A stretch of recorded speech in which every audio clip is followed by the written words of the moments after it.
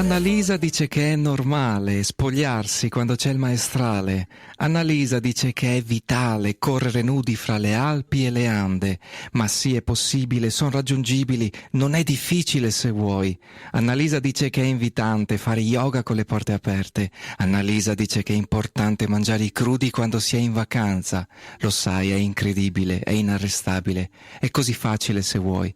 E poi lo so che tanto tu la troverai, la strada al sole, eccolo qua, lo vedi il faro che ci guida nell'oscurità? E tu lo sai che tanto poi io la vedrò, la stella al buio guarda giù, siamo senza peso e voliamo nella gravità. Ma sì, è incredibile, non è difficile, è così facile se vuoi. Diamo il benvenuto allora ad Andrea Ascolese. Ciao Andrea! Ciao Max, ciao a tutti gli ascoltatori di Radio Gamma 5, al Veneto, Padova e anche chi ci ascolta in streaming.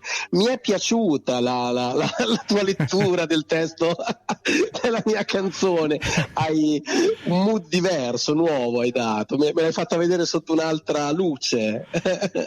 Ma sai, innanzitutto lasciami dire qui da tutta la redazione del Bosco dei Sogni, ma quanto c'è mancata la tua risata, caro Andrea, ma quanto c'è mancata, come mai è passato tutto questo tempo? Ma perché non stai mai fermo? È difficile, sei come l'acqua, sfuggi tra le mani. Sì, diciamo che chi si ferma è perduto, però ecco, ogni tanto fermarsi anche per respirare e per cercare nuove luci, nuovi angoli da raccontare è importante. È vero, il mio ritorno qui da voi nel vostro programma ed è un piacere esserci, ovviamente.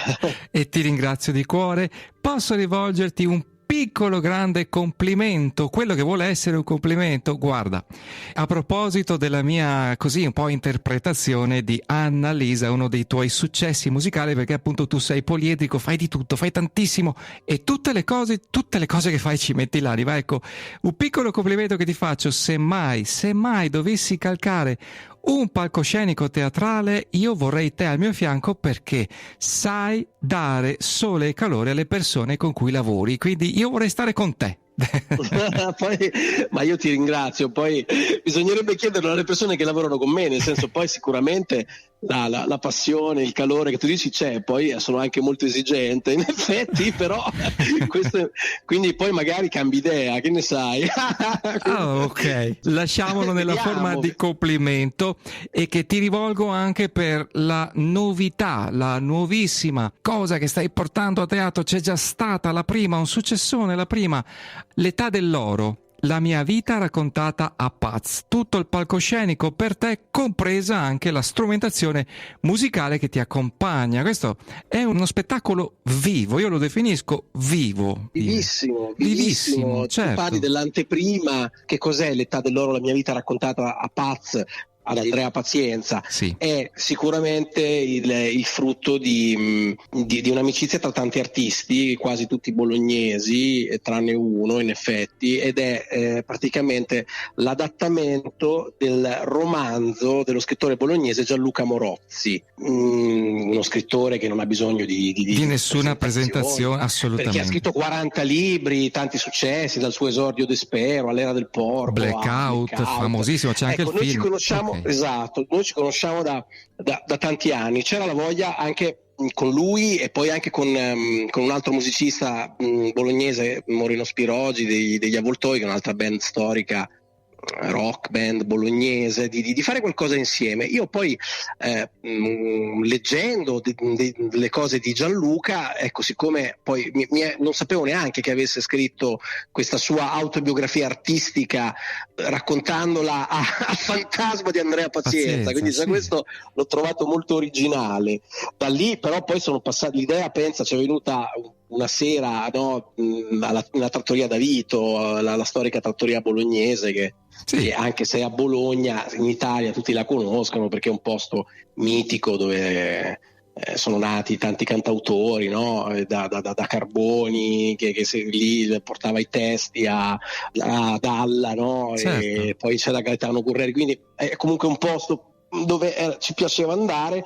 E poi è nata questa idea di fare un adattamento teatrale. Io ci ho lavorato 2 anni, ecco, non avevo fretta, nel frattempo considera che era anche prima del Covid, di tutto questo, quindi abbiamo aspettato il momento giusto per metterlo davvero in scena. Nel frattempo a Bologna ci sembrava giusto esordire a Bologna, che poi non è finito, ecco, c'è un cast importante perché tratto da Morozzi c'è Dandy Bestia degli Schiantos, che è poi l'unico che ha la chitarra, perché è l'unico che ha conosciuto poi Andrea Pazienza dal vero. Noi l'abbiamo conosciuto perché lo evochiamo attraverso le musiche dei musicisti che sono poi nella mia testa, perché io interpreto appunto lo scrittore Gianluca Morozzi, no? Sì. E curo anche la regia della cosa, e quindi sono io che mi perdo in uno scantinato vicino a Via del Cardo a Bologna, dove viveva Andrea Pazienza. Questa è un po' la storia anche del plot del romanzo di Morozzi, che io ho riadattato, che è rimasto chiaramente. Poi rendere un romanzo a teatro bisogna anche un po' tradirlo, perché sai,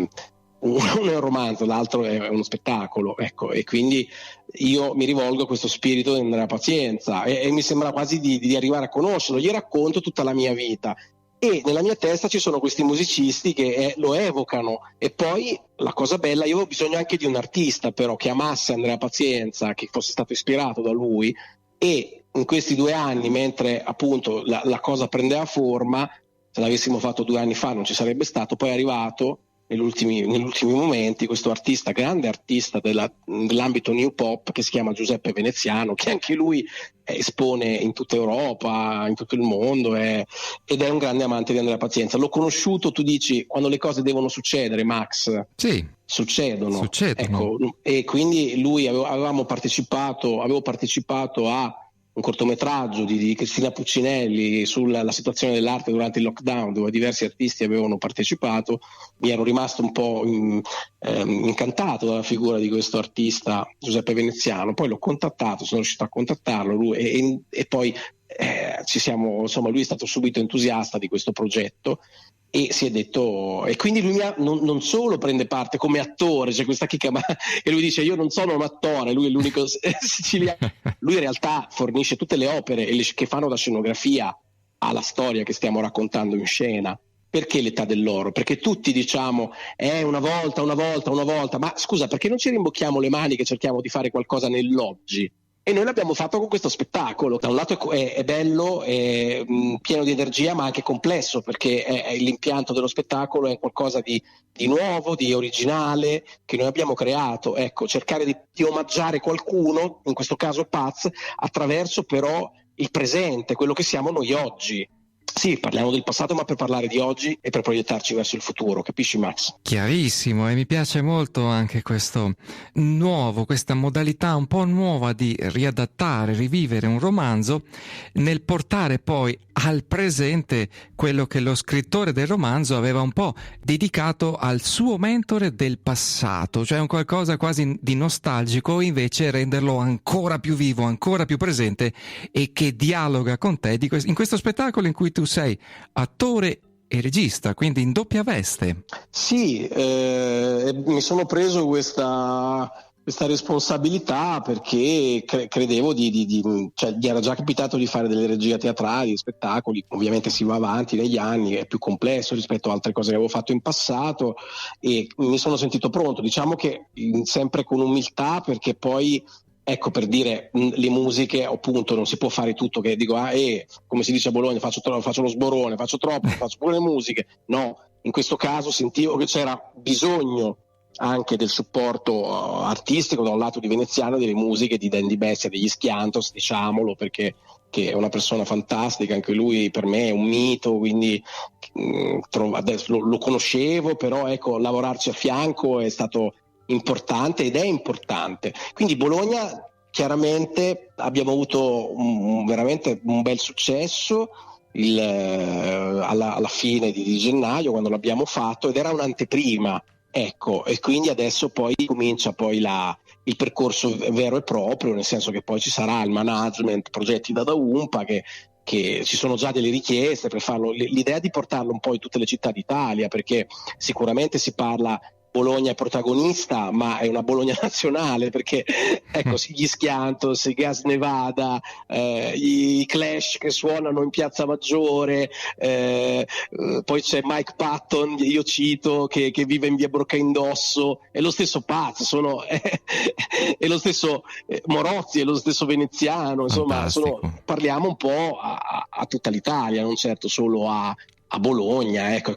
Ovviamente non posso questa sera annunciare le date, ma poi magari, visto che sei così gentile, ci sarà modo di speriamo di poter venire anche in Veneto, per esempio. Ci piacerebbe molto venire a Padova, per esempio. Guarda, chissà, come hai detto tu, anche le cose quando devono accadere accadono con una facilità impressionante, quindi sarebbe proprio bello non solo sentirti telefonicamente, ma per una volta averti anche qui in regia, cioè con noi fisicamente. Ma sono sicuro che succederà, perché anche questa cosa che tu mi hai invitato, però sai, anche lì le energie, quando veramente, senza voler dire cioè l'energia veramente cosmico, cioè non è quello, però quando tu credi davvero in quello che fai, poi è chiaro che sei un po' come una calamita, nel senso che sai, anche in questo spettacolo mettere vicino tutte queste voci, in effetti ho fatto un po' da catalizzatore, ma perché chiaramente c'è l'impianto testuale di Moroziano che è importante,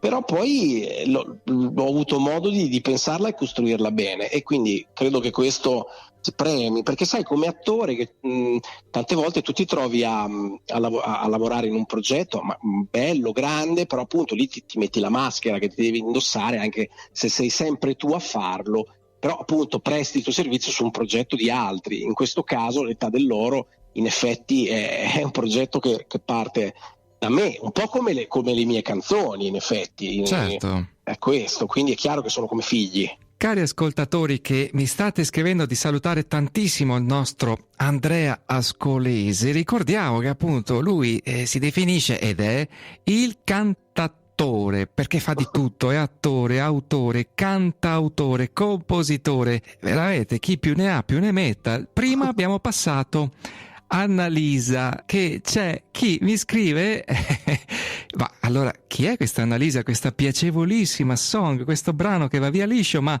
come hai letto tu, mi scrivono Max, ha anche un significato profondo. Ma chi è allora questa Annalisa, Andrea? Ma innanzitutto fa piacere che stanno scrivendo gli ascoltatori, e li saluto.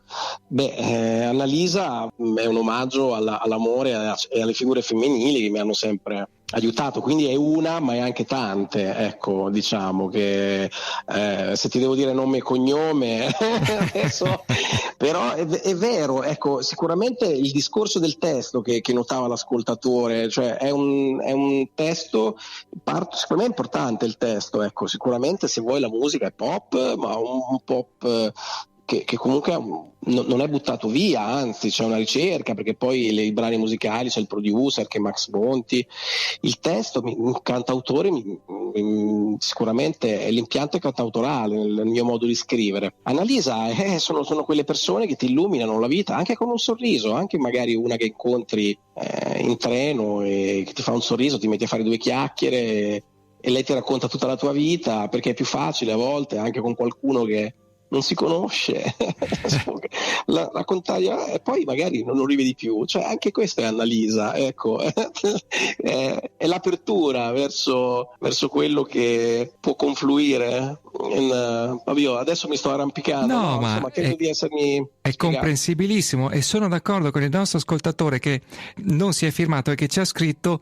Vederlo, infatti ti volevo chiedere il nome, non tutti si firmano, però vedo che i saluti sono tantissimi, stanno arrivando anche molte curiosità su questo spettacolo, e tanti ricordano la figura di Paz perché è stato un ispiratore, cioè ha fatto di tutto anche lui, fumettista, disegnatore, ha fatto locandine anche per Fellini, insomma, e tante bello questo che stai dicendo, sì, genio, perché sono state tante anche le dediche. Lo stesso Roberto Benigni gli ha dedicato Il piccolo diavolo, quindi Paz è veramente un ispiratore, un innovatore. E dicevo, sai, caro Andrea, il testo di Annalisa, cioè a vederlo sulla carta è più facile leggerlo che cantarlo, quindi ci vuole veramente anche maestria nel aver trovato la fluidità per riportarlo sul pentagramma.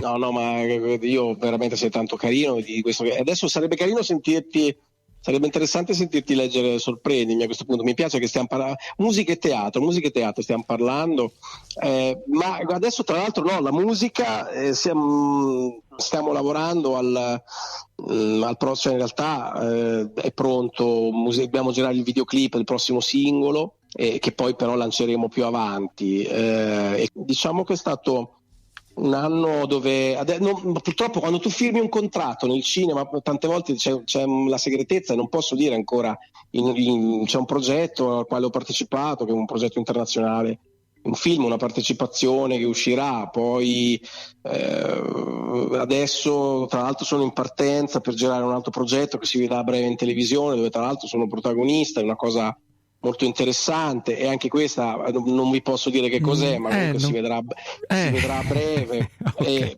Quindi diciamo che ci sono, però ecco anche lì, no, quello che si diceva sull'energia, cioè alla fine quando sono tanti anni che tu cerchi di più che altro non fissarsi su una sola cosa, è questo, cercare di portare avanti. Non si può fare tutto, tu mi hai fatto tanti complimenti, sicuramente io sono un attore, sono un autore, scrivo anche musica, quindi cerco di portare avanti queste cose. Poi certo come attore io magari sono a mio agio a teatro, come in un film, come in una fiction, come anche in altre situazioni, ecco. Disegnare non so, per esempio, ecco, quello non si può esagerare poi fino a un certo punto. Sai, però, come si dice in americano, il film incompiuto di Marilyn Monroe è Something's Got to Give, che tradotto, diciamo non letteralmente ma a livello di interpretazione, Something's Got to Give, non si può avere tutto, Andrea, insomma, dai.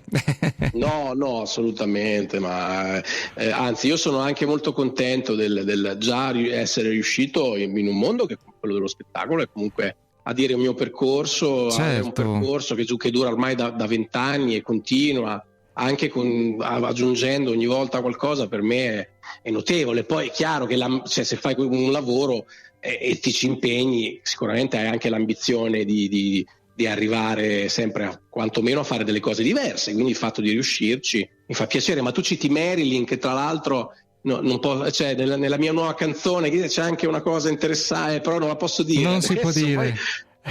No, però sai cosa? Volevo dire una cosa all'ascoltatore su Paz, è vero, perché Paz è stato un innovatore ed è un genio, e tu pensa in pochi anni, perché poi era veramente molto giovane quando è scomparso nell'88, e in pochi anni lui ha veramente espresso un'arte incredibile. Poi ne parlavamo proprio l'altra sera con Morozzi, perché poi abbiamo omaggiato Paz in una conferenza in cui si parlava anche dei libri di Morozzi, e cioè lui era totale, era un poeta, era uno scrittore, perché anche se vai a leggere quello che lui scriveva nei suoi fumetti era veramente... Ma sì, poi Zanardi e Pentotal, ricordiamoli, certo. Sì, però appunto anche La città delle donne di Fellini, come anche certe copertine di dischi come quelle di Enzo Avitabile, ad esempio. Vecchioni.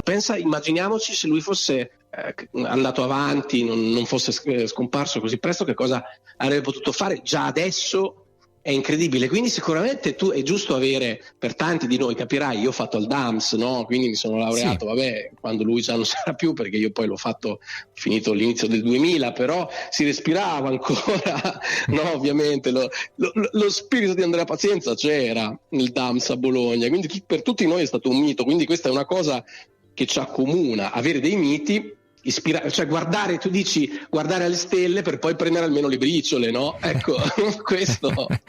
Guarda, posso anche citare qualcuno che comunque ti è e ci è molto vicino, nel dire ci ha lasciato anche lui un tantino, un pizzichino troppo presto, e cioè Frick Antoni, che peccato, anche lui ci ha lasciato. Ma guarda, se Lucio Dalla era non lo so, la Torre degli Asinelli, Frick Anthony, Roberto Antoni era Garisenda, nel senso che veramente anche lui, poi ho avuto modo, no, di parlarne, avendo lavorato con Fabio Testoni, con Mandy Best in questo spettacolo, tante volte si è tornato a parlare di lui, però ecco, non solo poi come cantante dalla voce sopraffina, ma dalla grande arguzia nel modo di scrivere, ma lui poi anche, per dire, ha scritto dei libri come il manuale del giovane artista, no? Che certo. mi hanno accompagnato e hanno accompagnato me, come me, tanti della mia generazione, delle generazioni precedenti e anche delle future, perché se tu pensi che in effetti era proprio Dandy l'altra sera a cena che mi diceva che aveva fatto un concerto, non mi ricordo dove, in Sud Italia, ed era pieno di ragazzini che cantavano le loro canzoni, quindi Che bello. quasi emozionante, perché quando vuol dire che hanno fatto un lavoro incredibile, ecco, quindi assolutamente diciamo che l'età dell'oro è un omaggio, ecco, sicuramente a quell'epoca d'oro, no? In cui gli Schiantos venivano fuori, ma poi adesso gli Schiantos sono più vivi che mai, perché cioè, il hip hop e Dandy Bestia, se glielo chiedi, non sa neanche chi gliel'ha fatto scoprire, ma ogni 2 settimane sul suo programma sulla BBC mette un pezzo degli Schiantos, da Iptadone a Pesto Duro. Quindi davvero questo è meraviglioso, ecco, quindi sicuramente c'è l'orgoglio da parte mia di essermi formato e cresciuto nella città di Bologna, poi cittadini del mondo, insomma, ecco, cerchiamo di essere sempre aperti però sicuramente in questo caso l'età dell'oro prende spunto da Via del Cardo, dagli Schiantos, da tutte queste cose che magari, ecco, non tutti conoscono, o magari c'è chi conosce, uno viene a vedere lo spettacolo perché questa è la bellezza, perché conosce l'opera di Veneziano, l'altro viene perché conosce Morozzi, l'altro conosce gli Schiantos, Dandy Bestia, l'altro conosce Ascolese, l'altro conosce gli Avvoltoi, l'altro viene per cioè, tra l'altro tu pensa, la cosa bella, è venuto anche il fratello di Andrea Pazienza a vedere l'anteprima, quindi questa è stata una cosa bellissima, ecco, il fatto di emozionante. Che lui sia venuto, molto bello questo, davvero emozionante. Allora, intanto ci hai lanciato un po' di suggerimenti. Io ho dovuto mettere in campo anche la mia abilità telepatica per carpire qualcosa che riguarda anche Marilyn. Pensate, ho dovuto usare la telepatia e è venuta fuori che c'è anche qualcosa con lei. Ma io ti dico questo, visto che me l'hai chiesto, adesso ci ascoltiamo un altro tuo brano, e visto che me l'hai chiesto ti dico: caro Andrea, sorprendimi, dimmi che c'è ancora musica. Andrea, sorprendimi, dimmi che non c'è una regola. Ti va bene così? Alla grande.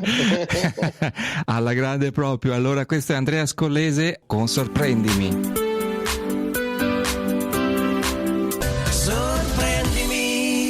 La risata di Andrea Ascolese, vi scrivono, come sempre è contagiosa. E poi c'è il 464 che si firma Stefano, che dice: ma hai notato, Max, quanto spesso stanno facendo vedere Febbre da cavallo, la mandracata? È molto divertente, è vero, lo ripetono spesso, quasi ciclicamente. Penso che ti faccia piacere, Andrea. Sì, è diventato, lo possiamo dire, insomma, è diventato in effetti un cult anche quello, ecco, perché il primo lo era, questo mi fa tantissimo piacere, perché certo c'è gente che fa l'attore, magari fa tanti film e poi non ha la fortuna che glielo trasmettano, quindi non lo vede nessuno. In questo caso hai fatto un film che è rimasto e che è vivo, ecco. Poi sicuramente dipende dal cast, perché Bucci Rosso, Proietti, Laganà, quindi essere lì in mezzo è stato, però insomma penso che lì un po' tutto il cast, i coprotagonisti anche che gli hanno costruito funzionano, quindi mi fa tantissimo piacere, assolutamente. Ancora c'è gente che Angenier, quando cammino a Roma, e sono passati tanti anni, poi magari c'è quello che ti capita, che ti fa i complimenti perché ti ha visto nella fiction con i Manetti Bros, certo, o quell'altro perché ti ha visto in un'altra cosa, nel film. C'è un film recente che lo potete vedere su Amazon Prime, tutto liscio, con la Cucinotta, Marescotti, Giacobazzi anche, sì, dove lì faccio la musica torna, nel senso che lì le musiche erano di Casadei e io sono un musicista di liscio, no? Di quelli proprio nudi e puri e crudi, che continuano a fare quella vita anche se sono cambiate le mode, le cose. Loro sono old school, non il liscio di oggi che si contamina.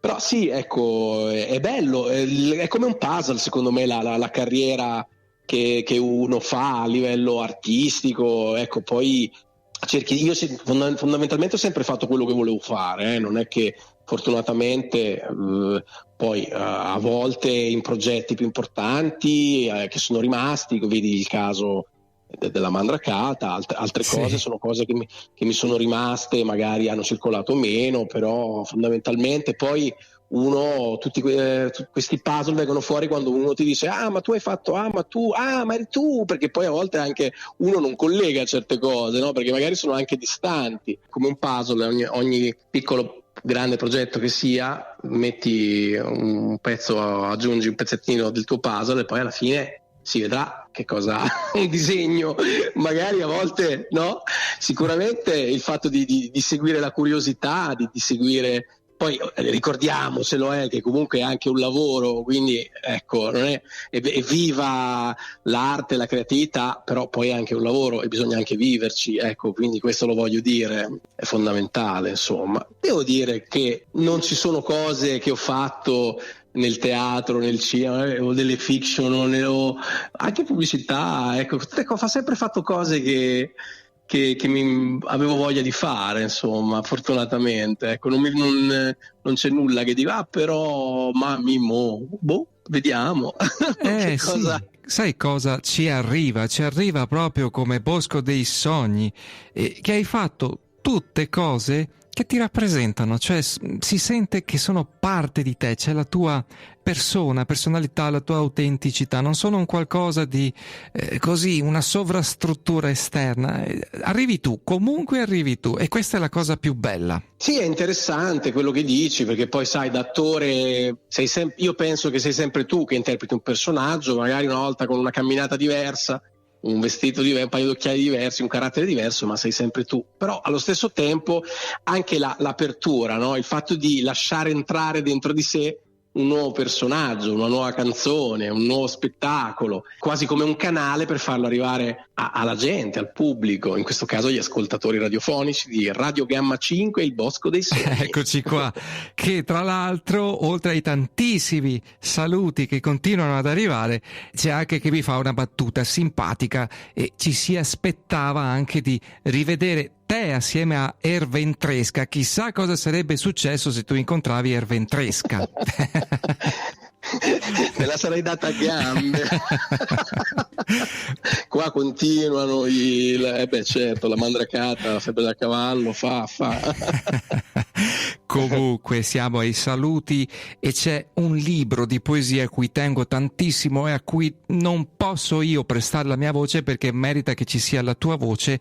Un libro di poesie firmato Andrea Ascolese. Sì, i Quaderni del Battello Ebro, esattamente l'editore, si chiama Poesie, il libro, titolo non originalissimo, ma era la mia prima raccolta poetica, tra l'altro poi è nato anche un reading musicale che si chiama Poesia Remix, ma ce n'è una alla quale sono molto legato che si chiama Ludmilla, così Annalisa, Ludmilla, ti vedevo sgattaiolare per i vicoli di New York per poi perderti e ritrovarti a litigare con un venditore di profumi nei souk della Medina tunisina, cancellare ogni mio dubbio sulle tue origini per farmi credere che era uno scherzo. Carezzevole, impaurita, ma spietata, scontrosa, complessa. Ludmilla, sottoterra ti sei perduta? Non ti credo. Mi ricordi un'arancia, bella, succosa, guarnita da etti di prosciutto. Cari ascoltatori, avete sentito che bella, bellissima, e anche la tua interpretazione, si sente tutta la scuola teatrale che c'è dietro, altro che, ragazzi, meravigliosa. Dai, no, questa mi piace, che meravigliosa, veramente. Rispecchi il cibo, sono tante cose, siamo passionali e goderecci. Altro che. Allora, poesie, Andrea Ascolese, i Quaderni del Battello Ebro. Tutto un libro da scoprire, come avete sentito. Ok. Esatto. Sì, poi lasciami dire che se si vuole rimanere informati su di me, mi potete dove seguirti, certo. Ma se Instagram, la pagina da cantautore Andrea Ascolese ti porterò, su Facebook anche Andrea Ascolese, insomma si trova un po', cercate, siate curiosi, ecco, spulciate, cercate, c'è di tutto, si trova. Dai, sono 20 anni che facciamo, per fortuna quelle cose che abbiamo seminato, ecco, alcune sono lì rigogliose, altre stanno sbocciando. Sicuramente è un lavoro che amo, ecco, questo lo si posso dire. sente, e il bello è che ce lo trasmetti e con te si sente proprio la veracità. Senti un po', in un minutino velocissimo, proprio per salutarci velocissimamente, una domanda che pesco, interessantissima, da un nostro ascoltatore che si firma Gianfilippo. Sappiamo quanto tu hai avuto e hai nel cuore questa attività, questo mestiere poliedrico anche come sei, e hai fatto il DAMS e hai sempre continuato poi a espanderti, a rivolgere il tuo talento alle novità che ti si presentavano. Ma Gianfilippo mi chiede se sin da bambino avevi le idee chiare su quello che avresti voluto fare o se magari eri un bambino timido. È una bella domanda che rispondere in un minuto non sarà facile. Comincio dalla fine. Io mi ricordo una volta una bella chiacchierata con il grandissimo, immenso Giancarlo Giannini, perché lo intervistai l'argomento era la schizofrenia dell'attore. Lui diceva tutti i grandi attori del passato erano timidi, cioè nel senso, perché il legame con la timidezza quando sei attore è vero in un certo senso, perché tu attraverso la recitazione diventi un leone e rompi il muro della timidezza. Ho le mie timidezze come tutti, non sono di mio una persona timida, no, però ho il mio, più che timida ho pudore su alcune cose, non mi piace sbandierare, per esempio, ecco, ho una figlia che non amo mettere foto mie e parlare sempre di quello che sto facendo, faccio colazione, faccio questo, in questo senso non è timidezza, è perché uno deve sempre rovinare i suoi momenti per dire sempre quello che sta facendo. Sto parlando dell'uso dei social in questo caso, ecco, quando ha qualcosa da dire lo dice. Da bambino avevo delle chiare, nel senso che mi chiamavano Fregoli, no? Per scherzare, per le mie abilità trasformistiche. Una volta ti vestivi da Zorro, una volta ti vestivi, avevo un cestone pieno di abiti e mi divertivo a travestirmi, non solo a carnevale, quindi sicuramente c'era questa passione. Ho cominciato a suonare il piano all'età di 6 anni perché fortunatamente mio nonno mi regalò, che suo padre era il sarto del paese, e suonava il clarino ma non gli aveva mai fatto suonare niente. Lui si ripropose di regalare a suo nipote un piano, così fece, mi ha cambiato la vita. Sì, diciamo che sono passioni che ho sia da bambino, poi ho capito che lo volevo fare per lavoro magari dopo il DAMS, quando mi trovai coinvolto in uno spettacolo Enzo Re, sempre Qui torna a Bologna, sulla storia di Bologna, scritto da Roberto Roversi, dove c'era anche Dalla in scena e noi studenti del DAMS, e mi ritrovai a fare un bel ruolo grazie alla fiducia che mi aveva dato il regista e professore dell'epoca Arnaldo Picchi, che cito sempre perché è stato uno dei miei maestri, quindi è così andata. Però da bambino, ecco, preferivo sicuramente giocare ai personaggi, a fare teatro e a suonare, che non giocare all'ego, questo sicuramente lo posso dire. Ok, c'eri già, quindi bellissimo, anzi la prossima volta quando sarà approfondiremo un po' di più il tuo percorso, perché sentirtelo raccontare è bellissimo, ma ormai il tempo è scemato via come la sabbia nella clessidra. Solo un'ultimissima cosa, un messaggio che ti va di condividere, un suggerimento con i nostri ascoltatori. Abbiamo parlato tanto di arte, di essere noi stessi, di guardarsi un po' indietro, nel senso anche con soddisfazione. Cosa ti va di condividere adesso come saluto con i nostri ascoltatori? Oddio, è bello lasciare un messaggio, ci provo. Innanzitutto fammi ringraziare te, che sei sempre gentile con le tue domande, che mi dai modo di raccontare, far capire bene chi sono nei vari aspetti del mio lavoro e quindi anche come persona. Saluto i numerosi ascoltatori che hanno scritto, sono sempre felice ovviamente, perché il nostro lavoro è importante quando essere seguiti, no? In quello che si fa, perché se lo facciamo è appunto per lasciare un qualcosa, a volte attraverso un film fare riflettere, altre volte fare ridere con uno spettacolo. Ecco, cerchiamo di guardare sempre al futuro con ottimismo. In questo come si fa? Si fa con la fisicità delle piccole cose. Ecco, io penso che sia anche questo un messaggio che nell'età dell'oro cerchiamo di dare, no? Ecco, seguire i sogni grandi, importanti, ma i sogni vengono dal lavoro e le aspirazioni si coltivano giorno per giorno. Quindi è questo, secondo me, l'avere una visione bella del futuro e non sempre lamentandosi di quello che è stato o di quello che non è. Ecco, okay. Questo è quello che cerchiamo di fare noi, per esempio, con questo spettacolo. Mi sento con la dovuta cautela, umiltà, perché io non conosco la vita di chi sta ascoltando, però mi sento sicuramente, ecco, di lanciare tutta la mia energia e questa ce l'ho. per fortuna. E soprattutto, come dici tu, certo avere un sogno, dei sogni, ma continuare a lavorarci. Quindi grazie di cuore, caro Andrea Il Ascolesi. bosco dei sogni, d'altronde, ragazzi. Appunto, questa è la tematica del programma. Grazie di essere stato qui di nuovo a trovarci. Ciao, grazie a voi, alla prossima, un abbraccio. E voi, cari ascoltatori, rimanete lì fino a martedì prossimo, perché ci vediamo sempre qui al Bosco dei Sogni. Buona serata, grandissimo Andrea, alla prossima. Ciao.